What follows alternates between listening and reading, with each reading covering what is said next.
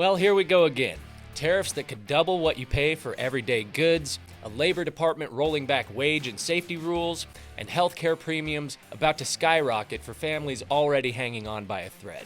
3 stories, one theme. The working class is once again getting squeezed, not by accident, but by design. This week, the White House threatens a 100% tariff on Chinese imports, a move that plays tough on TV, but lands squarely on your cost of living and paycheck. At the same time, the Department of Labor is gutting protections for home care workers, people who literally hold our parents' hands and take care of them when we can't. And in Washington, the government shutdown drags on while ACA subsidies tick toward expiration, meaning millions could wake up uninsured come January. Prices up, protections down, and coverage vanishing.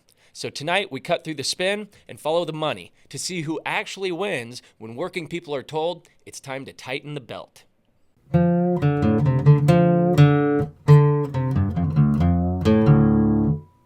All right, President Trump's latest threat, 100% tariff on Chinese imports. It's one of those numbers that sounds too outrageous to be real until you realize it's being floated seriously as policy. President Trump announced the proposal last week, a full 100% tariff across the board on goods coming from China starting November 1st. Roll tape.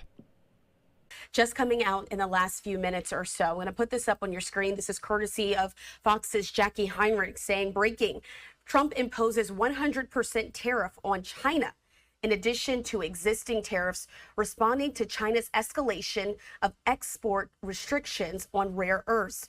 POTUS says it takes effect 11/1, which is November 1st, or quote, maybe sooner. I want to put up this as well on your screen there because the president did speak about this on his Truth Social post.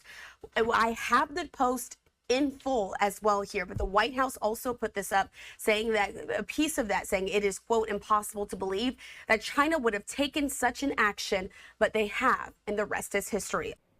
That means doubling the cost of imported steel, electronics, clothing, auto parts, you name it. The administration says it's about leverage, about forcing Beijing's hand on rare earth exports. But the immediate effect, American consumers and small businesses will eat most of that cost. According to Reuters, retailers are bracing for impact, and economists at Goldman Sachs estimate U.S. consumers will absorb roughly 55% of the total cost. Now, to be clear, tariffs aren't taxes on foreign governments. They're taxes on goods, meaning you, the buyer, pays for them. They show up in the price of your drill bits, your phone case, or your refrigerator, and are unavoidable as sales tax. So when the administration says, don't worry, it's only China that pays, that's political theater. That's a lie. The checkout line tells the real story, and it's not just consumers. Truckers, dock workers, warehouse pickers, they all feel it. When prices rise, demand slows. When demand slows, hours get cut. One dock worker in Los Angeles told CNBC that shipments have already dropped 18% just since the tariff threat hit the news. When ships stop coming in, he said, we stop getting paid. Meanwhile, in rural manufacturing towns, think Iowa, Ohio, or Pennsylvania, factories that depend on imported parts can't eat those higher costs. They either raise prices, freeze hiring, or close shop. The irony? According to the Brookings Institution, the policy is being sold as a jobs measure, but history shows the opposite. The 2018-19 tariff wave cost the U.S. about 300,000 manufacturing jobs, according to the Federal Reserve. And it's not just the assembly line. Farmers who rely on machinery built with imported steel and parts face higher costs too. Many are still recovering from the last trade war that forced Washington to bail them out with a $25 billion taxpayer-funded subsidy. Let's call this what it is: trickle-down inflation. It's corporate nationalism dressed up as patriotism, and it asks working people to pay the bill for their political theater. While Wall Street will hedge, diversify, and ride it out, Main Street gets squeezed. Higher costs, less job security, thinner margins. Politicians wage economic war because they know that they will never be one of the casualties.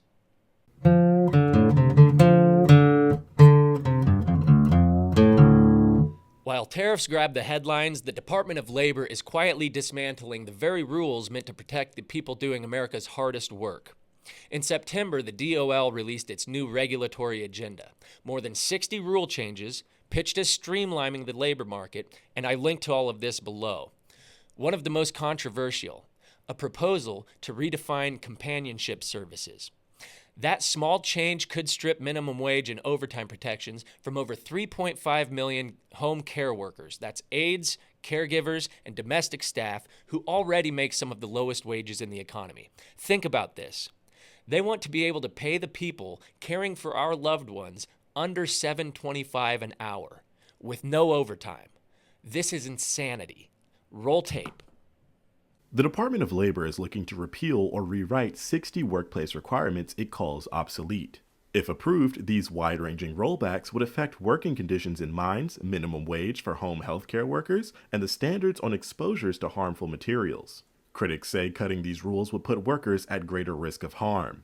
Some of the rollbacks the Trump administration is considering include eliminating the minimum wage for home healthcare workers. The Department of Labor is proposing that about 3.7 million workers in home care be paid below the federal minimum wage, $7.25 an hour, and be made ineligible for overtime pay depending on state law.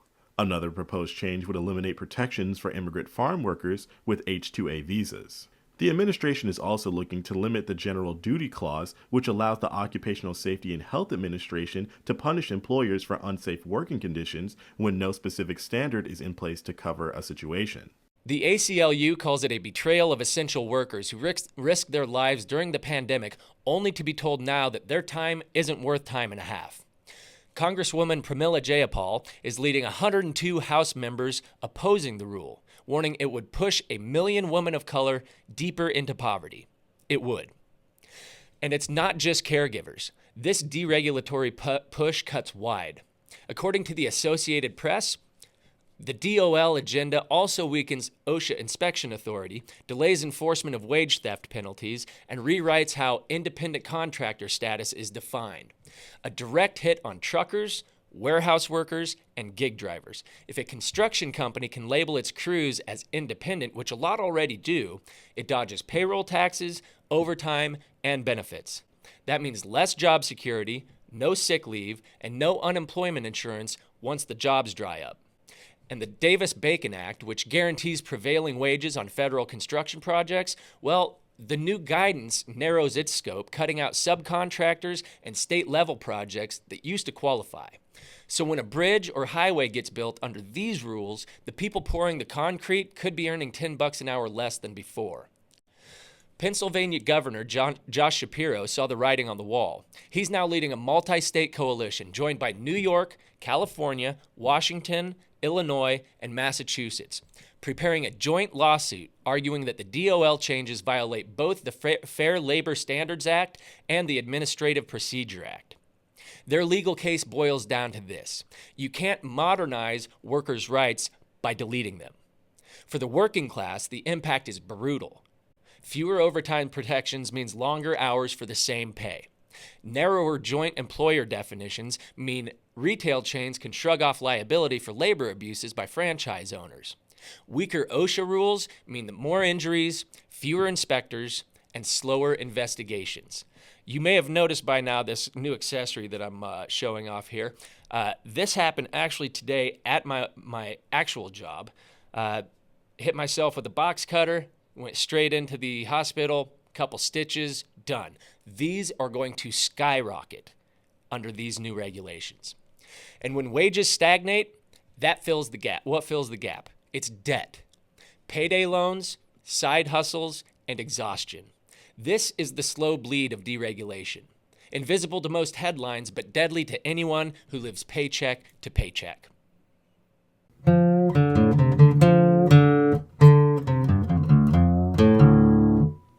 And now to the third part of the squeeze, the cost of simply staying healthy.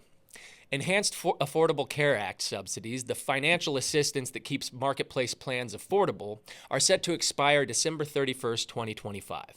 And I've linked to the KFF report below this description. If Congress doesn't act, premiums will more than double on average, and in many places we've seen them as much as quadruple. That's money working class families simply do not have. And it doesn't stop there. The administration's broader budget plan includes Medicaid work requirements, modeled after programs in Arkansas and Georgia, where thousands lost coverage for failing to log enough work hours online. Let's be clear, these aren't people refusing to work. Many are hourly employees juggling multiple part-time jobs, unpredictable schedules, or caregiving duties. Missing one upload to a government website can mean losing insurance for an entire month. KFF projects that over 3.8 Americans could lose coverage under the proposed rule changes. And not just Medicaid recipients. When one household member loses insurance, entire family plans often collapse. The result is predictable: untreated illnesses, missed shifts, and the most American of experiences, bankruptcy due to illness. According to the Consumer Financial Protection Bureau, medical debt already affects 1 in 5 adults. Remove ACA subsidies, and that number spikes overnight. In rural America, where hospitals depend on Medicaid reimbursement, these policy shifts could close dozens more facilities. The National Rural Health Association warns that over 600 rural hospitals are now at risk of closure, a direct line from policy to patient mortality. For the working class, losing health coverage isn't just a financial crisis, it's a job crisis. You can't clock in if you can't afford the medicine that keeps you functional. It's the difference between stability and a downward spiral. And like the other stories tonight, it's being framed as fiscal responsibility, but in practice, it's the oldest trick in the book: privatize the gains and socialize the pain.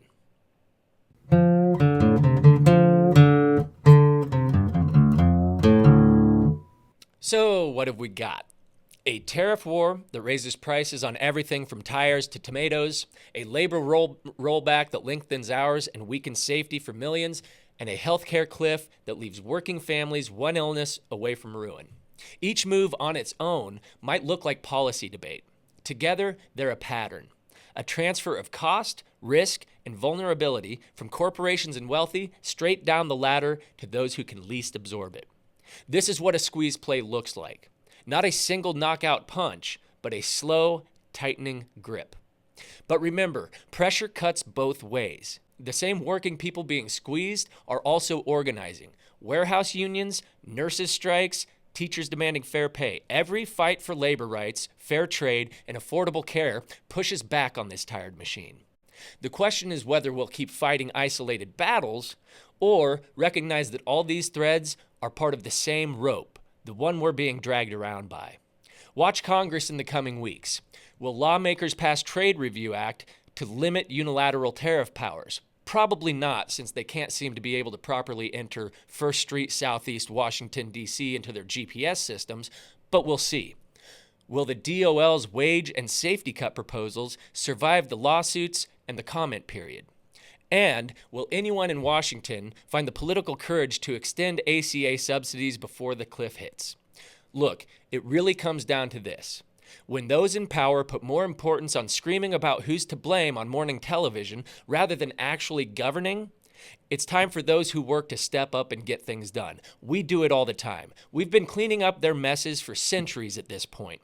But this time, we're going to do it with a live microphone and no more dams to give. You're watching Roughly Speaking right here on the Rough Cut Media Network. More boots, less suits. I'm your host, Lee Calvin. Please do us a favor and click the subscribe button. They always say the first 1,000 is the hardest. And feel free to share with your working class friends. We want to spread this information as far as we possibly can. Thanks for tuning in, and we'll see you next time.